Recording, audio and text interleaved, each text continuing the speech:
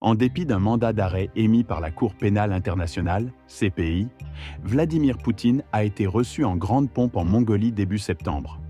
Accueilli avec tapis rouge et honneur militaire, le président russe a marqué un coup d'éclat, confirmant une fois de plus sa défiance à l'égard de la justice internationale et son habileté à naviguer dans les eaux troubles de la géopolitique contemporaine. Arrivé dans la capitale Oulan-Bator, le 2 septembre, Vladimir Poutine n'a montré aucun signe d'inquiétude quant au mandat d'arrêt lancé contre lui en mars 2023 par la CPI, qui l'accuse de déportation illégale d'enfants ukrainiens vers la Russie. Pourtant, la Mongolie, signataire du traité fondateur de la Cour, aurait dû arrêter le dirigeant russe à sa descente d'avion.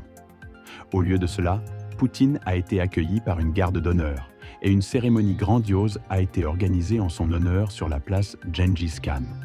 Ce déplacement, présenté officiellement comme une célébration du 85e anniversaire de la victoire soviétique et mongole contre le Japon en 1945, prend des allures d'acte de défiance envers la CPI et ses alliés occidentaux.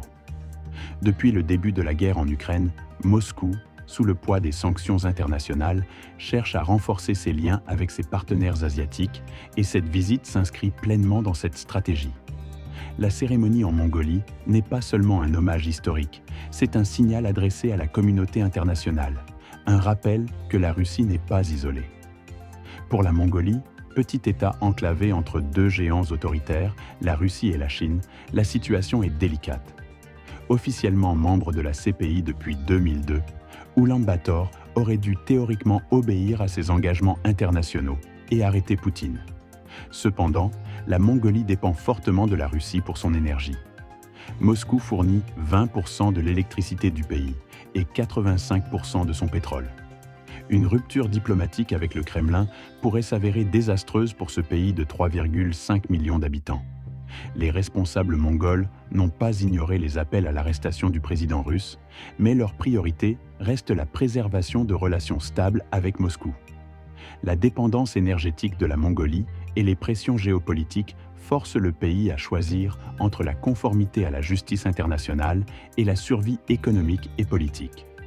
Comme l'explique l'analyste politique mongol Bayarlkagva Munknaran. Pour Oulan-Bator, la question du mandat d'arrêt de la CPI est secondaire par rapport à la nécessité de maintenir des relations sûres et prévisibles avec le Kremlin. Au-delà de la Mongolie, cette visite s'inscrit dans une stratégie plus large de la Russie visant à resserrer les rangs avec ses alliés traditionnels en Asie. Ces derniers mois, Poutine a multiplié les déplacements dans des pays comme la Chine, la Corée du Nord ou encore l'Azerbaïdjan. Ce voyage en Mongolie rappelle que Moscou reste un acteur influent en Asie, malgré les tentatives de l'Occident de l'isoler sur la scène internationale. Le rapprochement avec la Chine est particulièrement crucial. Depuis le début de la guerre en Ukraine, Pékin est devenu le principal acheteur d'énergie russe, remplaçant de fait l'Union européenne. Ce partenariat énergétique, couplé à une coopération militaire renforcée avec Pyongyang, aide la Russie à contourner les sanctions occidentales et à maintenir son effort de guerre en Ukraine.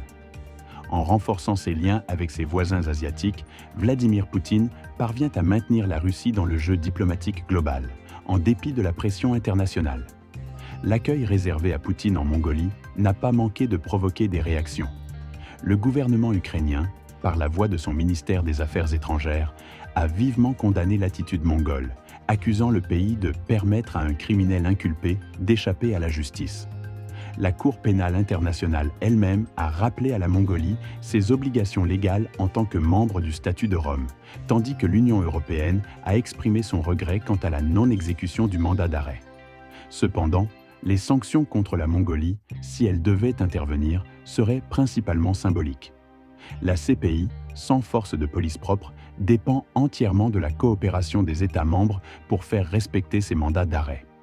Comme le souligne Reed Brody, un procureur spécialisé dans les crimes de guerre, la Cour peut saisir l'Assemblée des États parties, mais les sanctions se limitent essentiellement à des remontrances verbales. Ce n'est pas la première fois que la CPI échoue à faire exécuter un mandat d'arrêt.